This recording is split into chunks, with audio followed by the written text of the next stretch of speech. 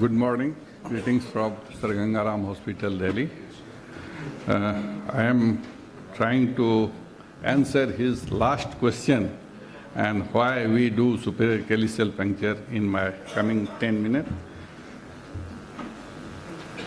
So when we plan PCNL, we have many things in my mind that how much time it will take and how much case I will keep after this PCNL and or before that, so that I can complete my OT in time. So other point is the puncture, which puncture will give maximum clearance of a stone in shortest possible time, and what are the chance of complete clearance so that I can take consent for the additional procedure or ESWL or relook PCNL, and the how much stay of this patient is in hospital so that I can give good financial counseling and chance of other complications like sepsis or other bleeding. So when I consider all these points, I prefer superior calyceal puncture is the answer in most of my case. The selection of puncture site in PCNL is based on patient anatomy and stone location. In the beginning, there was a concept that upper pole axis usually associated with thoracic complication. It was true, but the upper pole is a useful tool to facilitate the stable and direct access to superior calyx, from where you can enter the pelvis, the upper ureter, and the inferior calyx, as well as in the middle calyx in dilated system. So this is the anatomy already taught, that the upper pole is slightly closer to the skin surface and the tract is straight and shortest.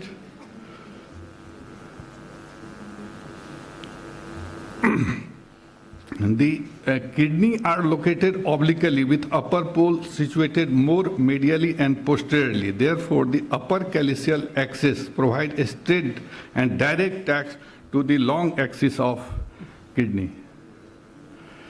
The superior calyceal puncture are not very deep in normally ascended kidney, but in unascended kidney, like horseshoe kidney, it is slightly deeper, but still the preferred site for puncture for the clearance of most of the stone. In 55% kidney, posterior segmental artery crosses the posterior aspect of the infundibulum, and upper calyceal axis provide a straight and direct access to the kidney, causing less torque to the rigid nephroscope and reducing the chance of injuring infundibular venous plexus. So this is the anatomy, and if you go through this calyx, then you can access superior calyx and pelvis and ureter, but it will be difficult to go to the inferior calyx. But if you will go from here, then you can clear all stone from superior calyx, pelvis, upper ureter, inferior calyx, as well as in middle calyx in dilated system. So this is the reflection of pleura, and superior calyx, I always try to be below 10th rib, and I took help of anesthetist for that. When I failed to get, then I planned for other calyceal puncture. Lung parenchyma is likely to get injured if the puncture is made above 10th. Diaphragm and kidney moves with inspiration and expiration. So in a spinal anesthesia, you can ask patient to take deep breath, and your desired calyx will come below 11th rib.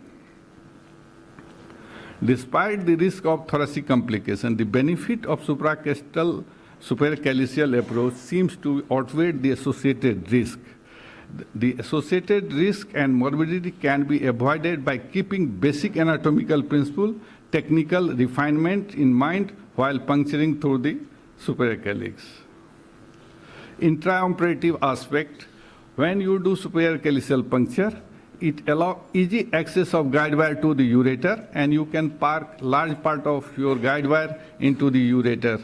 There is a less chance of perforation of the pelvis, usually the anterior wall, because if by chance you overshoot, it may injure anterior wall of pelvis. But if your alignment of dilatation is towards pelvis and the ureter, it will never injure any pelvic wall. So this is one of the photo. I did superior calyceal puncture in bullseye technique, and the guide wire straightly go into the ureter. A stone in all calyx can be tackled through the single tract to superior calyx. Even if a stone migrate, it can be easily changed from that tract. Most of the staghorn calculus I have managed with single tract, and if some stone remain in the parallel calyx of the superior calyx where I cannot go, it can be easily dealt with ESWL. So this is a small video. I usually prefer to put my ureteric catheter in the desired calyx where I will puncture.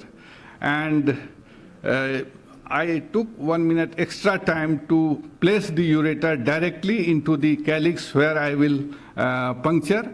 It gives me two benefits, that it make the ureter, pelvis and your calyx in one straight line, and in most of the case your guide wire will go directly into the ureter and you can part. I use glide wire 0338 J-tip Terumo. So in most of the case it is atraumatic and give uneventful procedure.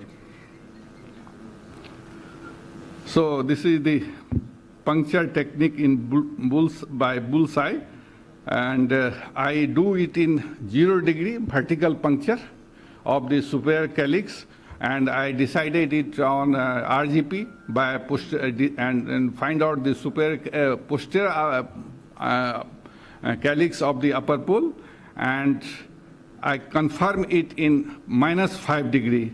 In most of the time, single puncture, single attempt, I reach to the kidney, and this is, I place guide wire. It goes directly into the bladder, and out of 150 centimeter, I put up to 120 centimeter in the bladder, and after that, this is dilatation, sequential dilatation with metallic Teflon dilator. Once I put central rod, then I ask anesthetist not to inflate. But till I put central rod, I ask anesthetist to inflate the lung so that there should be no kinking of guide wire and my track is straight.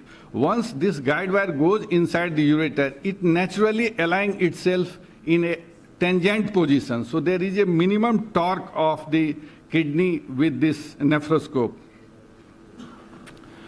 So I give gently little wider opening to decrease the force to be introduced during dilatation. Once amplacid is placed, I ask assistant to put some saline, and easy flow of that suggests that everything is okay. And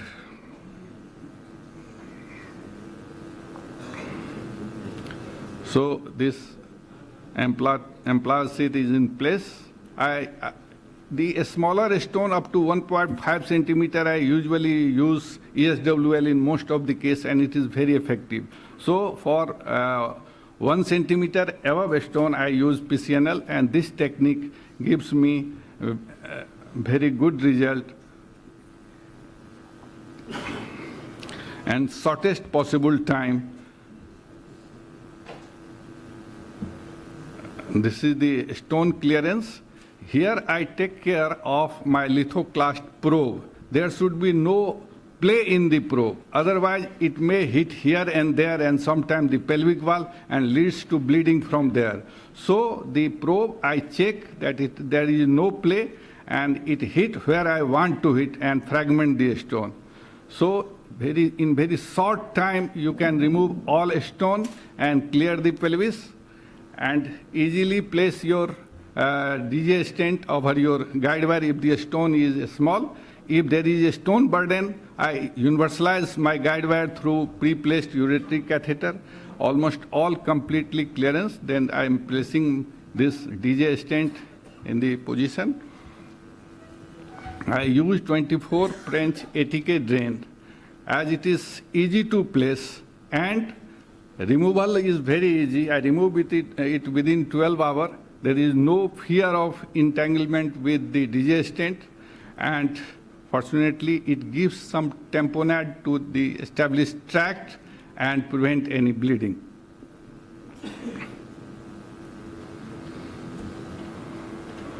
So there are two articles I have found that the angioembolization requirement in high volume center, they found out of 50 patients who require multiple transfusion and 50% require angioembolization, they demonstrated by CT that the faulty technique of puncture was the cause of this torrential bleeding requiring angioembolization, and they shows that they emphasize that this is one of the main cause of torrential bleeding and required for angioembolization.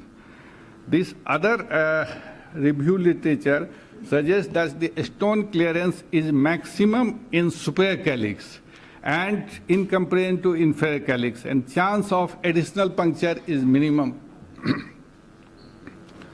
So supracostal superior calyceal puncture should be used whenever indicated. It is effective, most versatile, give better stone clearance. As far as intrathoracic and other complications are concerned, this is quite safe. Thank you.